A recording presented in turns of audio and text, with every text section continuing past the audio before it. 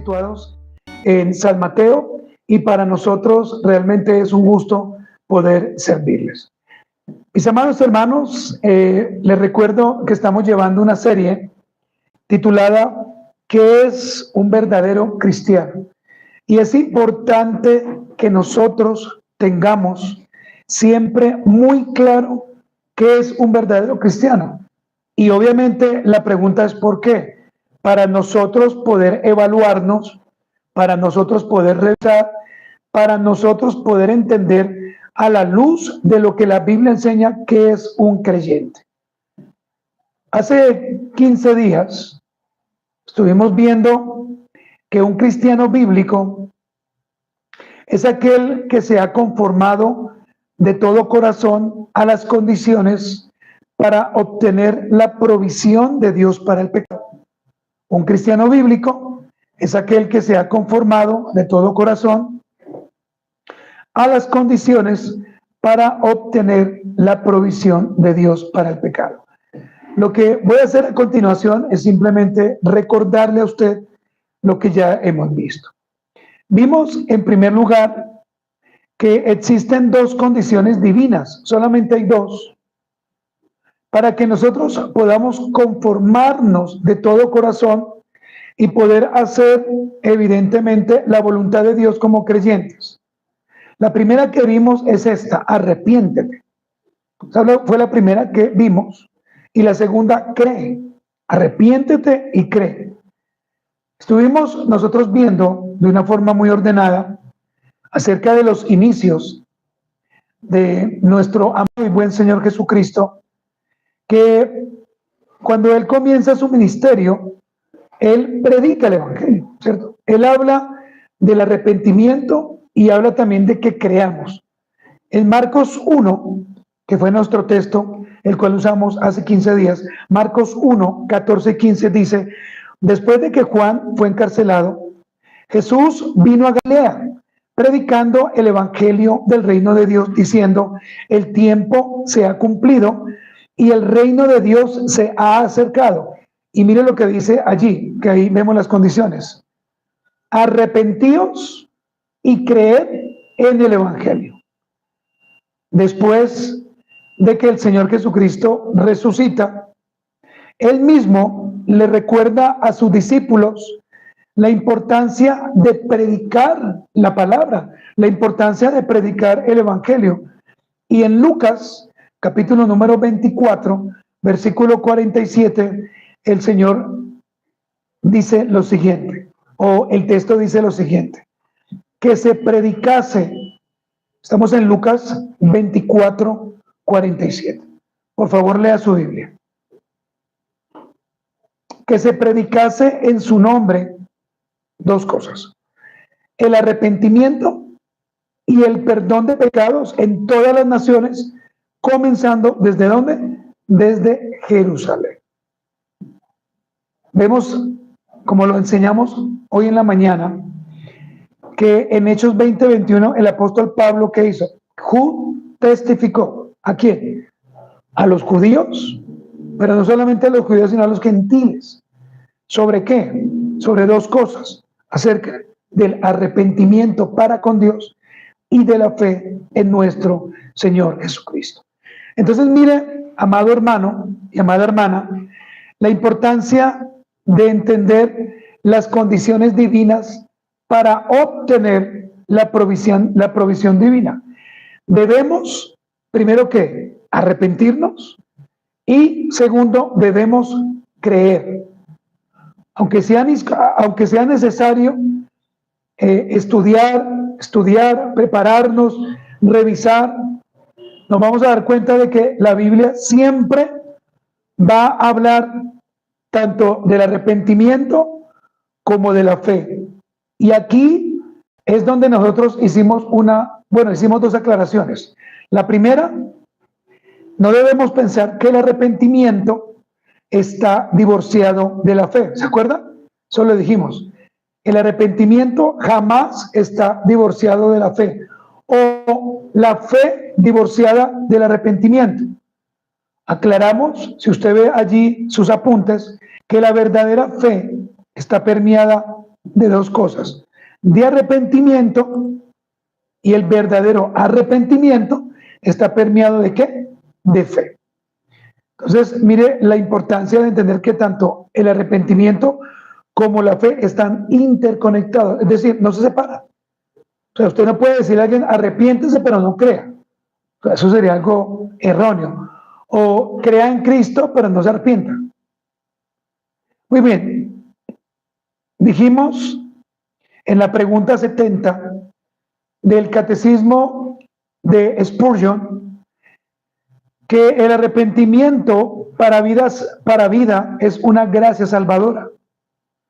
Y también hablamos del hijo pródigo, ¿se acuerdan? Que el arrepentimiento es el hijo pródigo volviendo en sí de un país lejano, porque eso es lo que hacemos. Estamos separados del Señor y lo que hacemos es regresar ¿a quién? A Cristo. Eso es lo que hacemos. En lugar de permanecer haciendo lo malo, lo que no nos agrada o lo que no le agrada al Señor mejor. Muy bien. Vamos hoy a mirar entonces esta segunda condición. Y la segunda condición es esta: debemos creer. Debemos creer. Es importante que creamos. Es importante que cuando hablemos de creer, usted lo conecte con fe, porque la fe es creer, ¿sí o no? Cuando yo tengo fe, yo creo. Y cuando yo creo, es porque estoy teniendo ¿qué? Fe. Vamos a leer entonces el texto que hemos propuesto para esta tarde, y es Juan, capítulo número 1. Vaya conmigo al Evangelio según San Juan. Recuerde que esta parte de la Biblia se le conoce como los Evangelios, ¿no? Juan, capítulo número 1. Y solamente vamos a estar allí en el versículo 12. Dice, mas a todos los que le recibieron. Y mire cómo Juan hace una puntualización. A los que creen, ¿cierto? A los que creen, ¿en qué? En su nombre. No dice que a todas las personas, sino más a todos los que le recibieron. A los que creen en su nombre, les dio potestad ¿de qué? De ser hechos hijos de Dios. Muy importante entonces este texto, ¿por qué? Porque cuando hablamos de fe o cuando hablamos de creer, estamos diciendo que la fe es echar el alma sobre Cristo, tal y como Él es ofrecido en el Evangelio. Cuando nosotros tenemos fe, estamos echando, estamos colocando, estamos poniendo nuestra alma, discúlpeme, sobre Cristo. Pero ¿cómo la echamos? Tal y como Él es ofrecido en el Evangelio. Ahora, ¿cómo Cristo es ofrecido en el Evangelio? Como el único que puede, ¿cierto?, salvarnos, ¿o no? Solamente de esa forma. Cristo vino a la tierra a cumplir una condición especial que su padre le dijo. ¿Cuál era la condición? Ven a morir por aquellos que ya están predestinados o por aquellos que ya están salvados. Es importante, hermano, que usted siempre entienda eso. La fe, de acuerdo a la Escritura, es comparada con el beber de Cristo. La fe es comparada con el beber de Cristo, con el tomar de Cristo, con el ser lleno de Cristo. ¿Por qué? Porque cuando en mi sed, pero del alma, ¿no? Cuando en mi sed del alma yo bebo de Él, estoy lleno, estoy completo. Por eso en el libro de los Colosenses, en el capítulo número 1, precisamente el apóstol Pablo dice que en Cristo somos completos o estamos completos. Además de esto, la fe es comparada con el mirar a Cristo. Cuando yo tengo fe, cuando yo creo en Él, ¿yo qué estoy haciendo? Estoy haciendo lo del soldado. ¿Se acuerdan la historia del soldado en la cruz? ¿El qué hizo? Miró a Cristo, ¿se acuerdan? Él puso su fe en Cristo. Cuando hablamos de creer, estamos diciendo, amados hermanos, que ese debemos creer es seguir a Cristo, es huir a Cristo, no huir de, sino a. Mire la implicación, no es irnos de Cristo, sino huir a Cristo. Es decir, mire, es siempre ir, volver, permanecer, estar, no desunirnos a Cristo. Por eso es que la primera condición es el arrepentimiento y la segunda condición es debemos ¿qué? Creer. Además de esto, estimados hermanos, en la Biblia se usan muchas analogías. ¿Qué es una analogía? Una comparación. Simplemente hacer una comparación. Y el resumen de todas ellas es este. Mire el resumen de cada analogía que la Biblia nos muestra. ¿Cuál es el resumen? En la miseria de mi necesidad me lanzo sobre mi Salvador. Ese es el resumen. Vuelvo y le repito el resumen. En la miseria de mi necesidad, ¿qué debo hacer yo? Lanzarme, ¿cierto? Tirarme sobre el Salvador.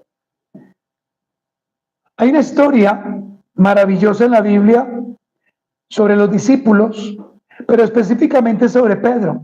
Pedro está en una barca, ¿cierto? Y Pedro, el Señor le dijo, ven Pedro, el Señor camina en el agua y le dijo a Pedro, ven, ten fe. Y se acuerdan que Pedro se estaba ahogando, se iba a ahogar. Y el Señor le dijo, ¿qué le dijo el Señor? Hombre de falta fe o de poca fe.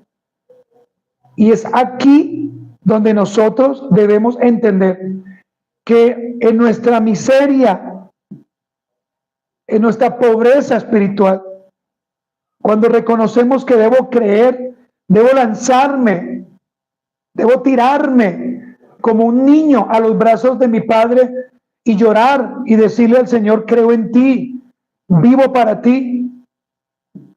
Cuando hablamos de creer, estamos diciendo que yo confío en Él, que yo confío en el Señor para que sea todo lo que Él me ha prometido.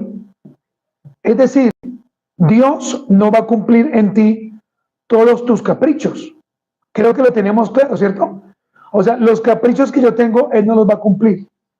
Pero si yo salto y me aferro al cuello del Señor Jesucristo y confío en Él, el Señor va a cumplir la promesa de que si yo necesito como pecador a Cristo, Él va a estar allí. Que si yo como creyente necesito algo de mi amado Señor Jesucristo, Él va a estar ahí. ¿Para qué? Para ayudarme. ¿Para qué? Para guiarme. ¿Para qué? Para levantarme. La fe no lleva nada a Cristo. La fe no lleva nada a Cristo, sino solo una mano vacía que es tomada por Cristo. Es decir, mi fe y lo que yo crea, eso no lleva nada a Cristo. Pero si yo extiendo mi mano y le digo, Señor, tómame, Señor, ayúdame, Señor, te necesito, Señor, quiero que me salves, quiero que me cambies, quiero que me transformes. Cuando yo coloco esa mano vacía, ¿sabe qué hace el Señor? El Señor me toma. El Señor me dice, todo va a estar bien. El Señor me dice, no hay problema. ¿Sabe por qué? Porque estoy colocando mi fe, mi esperanza en Él. Ahora, hay una pregunta que no sé si usted alguna vez se la ha hecho, y la pregunta es esto: cuando hablamos de la fe, ¿qué hay en Cristo? ¿Sí? Cuando yo hablo de la fe, cuando yo hablo de creer, ¿qué hay en Cristo? Cuando yo hablo de la fe y digo, ¿qué hay en Cristo? Yo estoy diciendo como respuesta, en Cristo hay pleno perdón de todos mis pecados. Recuerde que el Señor a usted y a mí nos perdonó. pecados pasados, ¿cierto? Pecados presentes y pecados futuros. No es como nos lo han enseñado. No es decir, es que el Señor a ti solamente te perdonó hasta cuando llegaste a Cristo. Claro, todos los días debemos pedir perdón. ¿Por qué? Porque pecamos, ¿cierto? Pero el Señor hizo un pleno perdón de todos mis pecados. Por eso el Señor expió. Se habla de la expiación de Cristo. Él expió mi pecado. Él vio mi pecado. Pero en la cruz me perdonó. Además del pleno perdón de todos mis pecados, podemos ver también que su obediencia, no la mía, sino la obediencia perfecta de Cristo es puesta a mi cuenta. Por eso ya no debo nada. Por eso yo ya no le debo nada al diablo. El diablo no tiene ahora de qué acusarme. El diablo no te puede acusar a ti de nada. El diablo no puede a ti hablarte de tu pasado. ¿Por qué? Porque el Señor, como lo acabamos de ver, Él hizo un pleno perdón ¿de qué? De todos mis pecados. Y además de eso, su muerte es tomada como la mía. En la cruz el Señor murió por mí. Yo no debía permitir que Jesús muriera, pero Él tomó esa cuenta, esa deuda tan grande que teníamos, y Él murió por mí. Por eso, cuando hablamos de fe, cuando hablamos de creer, estamos diciendo que su muerte fue tomada por la mía. ¿Quién debía morir? Yo. ¿Y quién murió? Cristo. Pero además de eso, amados hermanos, en Él se encuentra el don del Espíritu.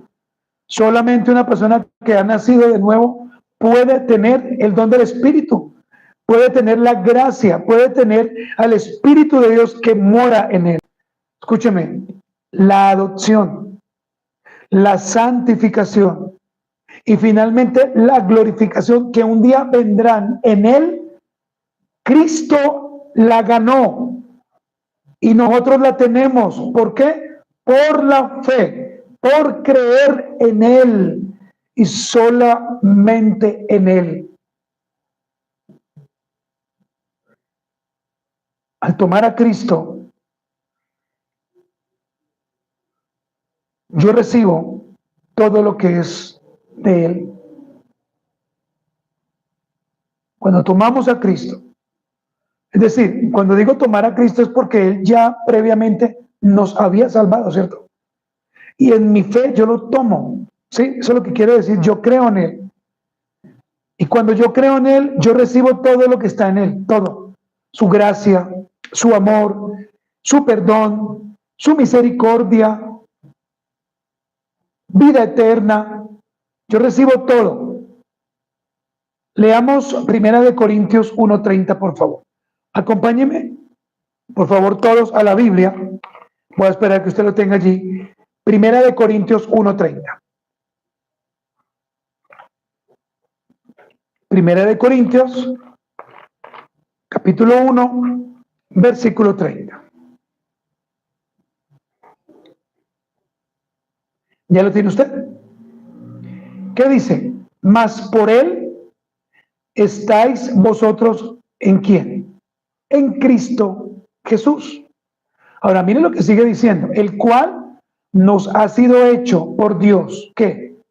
Sabiduría, justificación, santificación y redención. Mire, hermanos, préstenme cuidado. Si nosotros no nos arrepentimos constantemente, si nosotros no vivimos para el Señor, si nuestra confianza o nuestra fe no está puesta en Él, podríamos pensar que nuestra vida como creyente es una vida como vana, una vida ficticia, una sombra, una mentira, algo que realmente no está bien. Por eso el interés de predicar qué es un cristiano bíblico, qué es un verdadero cristiano. ¿Cuáles son sus parámetros? ¿Cuáles son sus fundamentos? ¿Qué es lo que la Biblia enseña de un cristiano bíblico, cierto? Y si nosotros tenemos esa confianza, pues la vamos a pasar mejor. Lea nuevamente 1 Corintios 1:30, más por él. Ahora, ese pronombre, ¿a quién se refiere? ¿A quién? A Dios. Más por él, por Dios, ¿estáis vosotros en quién? En Cristo Jesús.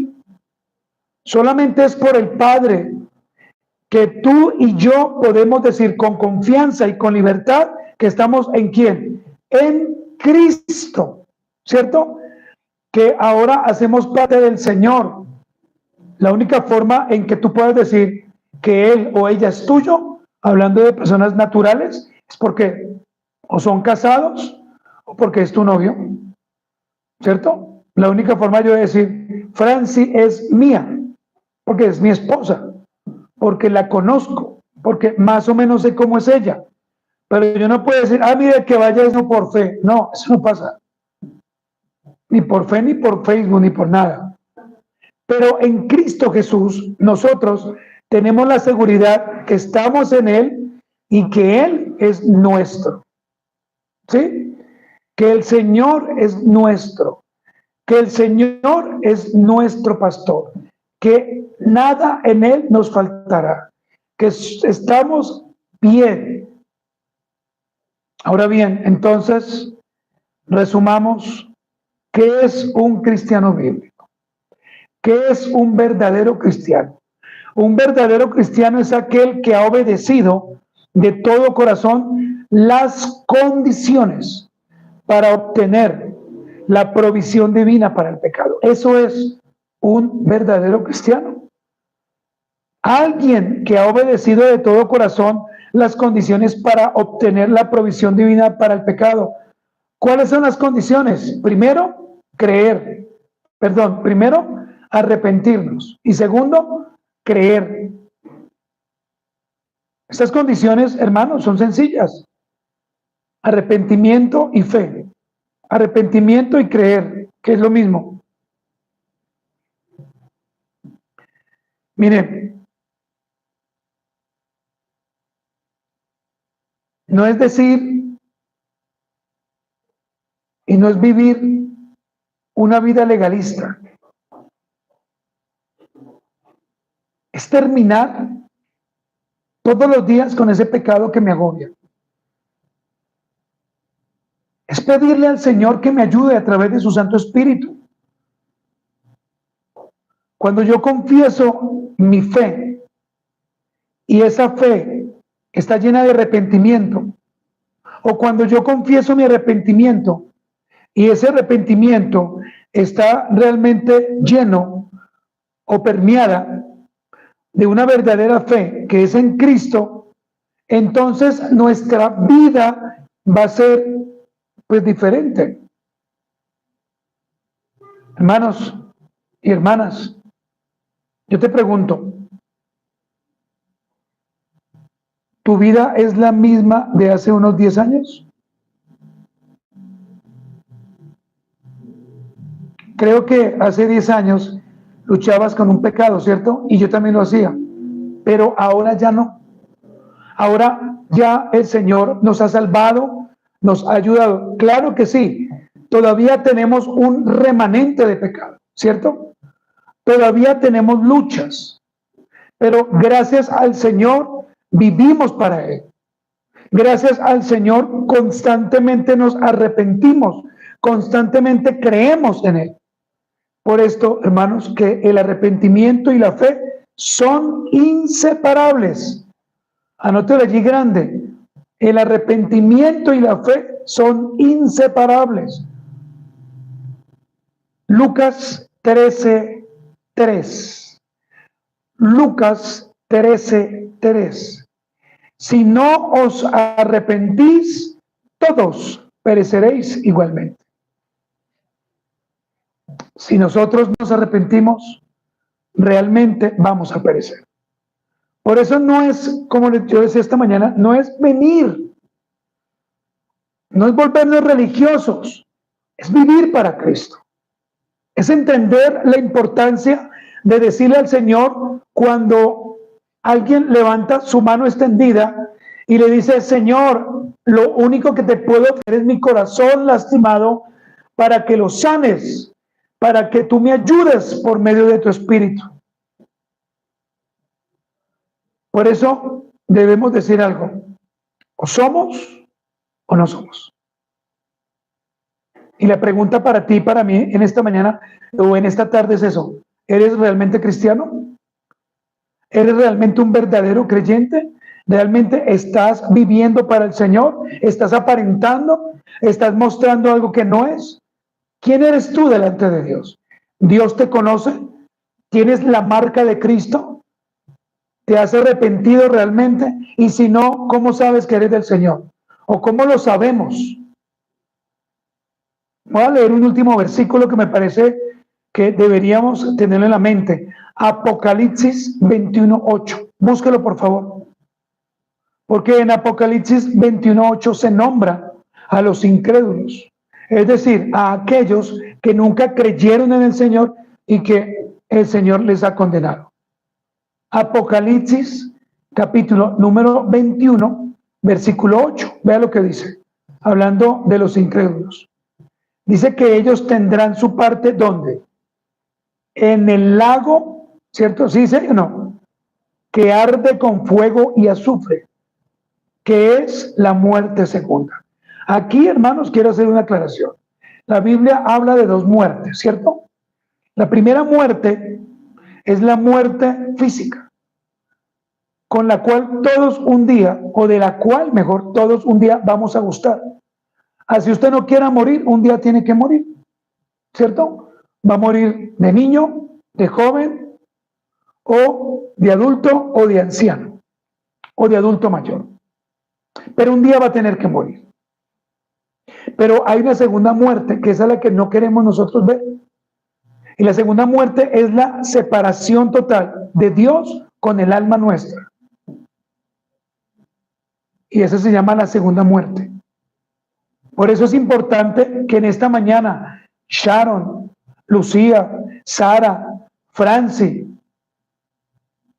y todos los que el Señor traerá se arrepientan y busquen al Señor con fe y vivan para Él con fe, que su vida realmente sea algo maravilloso, que no podamos nosotros pensar de que el día que estemos con el Señor algo el Señor nos va a acusar, sino que tengamos todo claro. Mis amados hermanos, qué maravilloso realmente es entender qué es el arrepentimiento. El arrepentimiento es darle la espalda al pecado. Es fácil. Mire que no es algo difícil. Es simplemente decirle al pecado: pecado, no te quiero más en mi vida.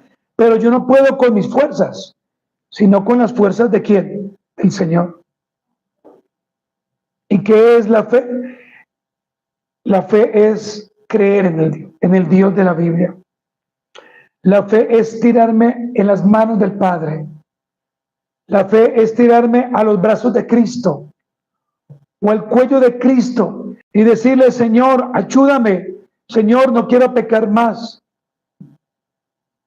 ¿Ustedes se acuerdan del hijo pródigo? A lo lejos el padre lo ve, ¿cierto? ¿Y qué sucede? Ya usted conoce la historia. Que Dios nos ayude. Que Dios tenga de nosotros misericordia. Que Dios nos permita todos los días reconciliarnos con Él.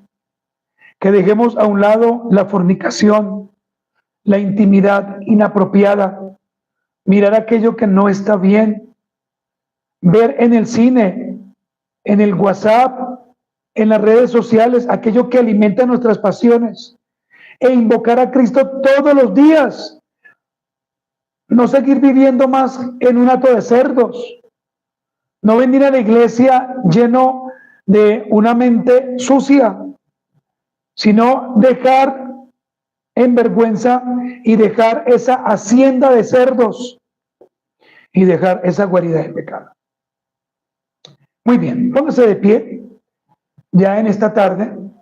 Gloria a Dios por eso. Y vamos entonces a orar.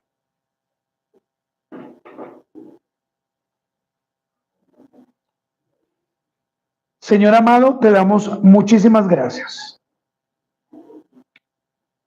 Es para nosotros realmente un gusto, un placer y sobre todo una alegría poder participar de nuestras reuniones dominicales. Es un gusto poder entregarte a ti nuestras metas, sueños, deseos, pero para que tú nos guíes, para que tú nos ayudes, Señor, para que podamos vivir siempre en ti. Hoy nos arrepentimos en esta tarde de aquellos pecados que nos acechan, de aquellos pecados que nos atormentan. Hoy nos arrepentimos de todo aquello que nos pueda dañar. Pero también, Señor, te agradecemos profundamente por el hecho de habernos permitido creer en ti, poner nuestra mirada en ti, extender nuestros brazos cansados, nuestra alma cansada, Señor, y decirte, ayúdanos. Padre, guía a tu iglesia, guía a los pastores. Danos tu paz y danos tu amor. En el nombre de Jesús y con la ayuda de tu Santo Espíritu. Amén. Muy bien, queridos hermanos, queridos amigos, les agradecemos profundamente que se hayan conectado. El Señor les bendiga. Un abrazo cordial. Hasta pronto.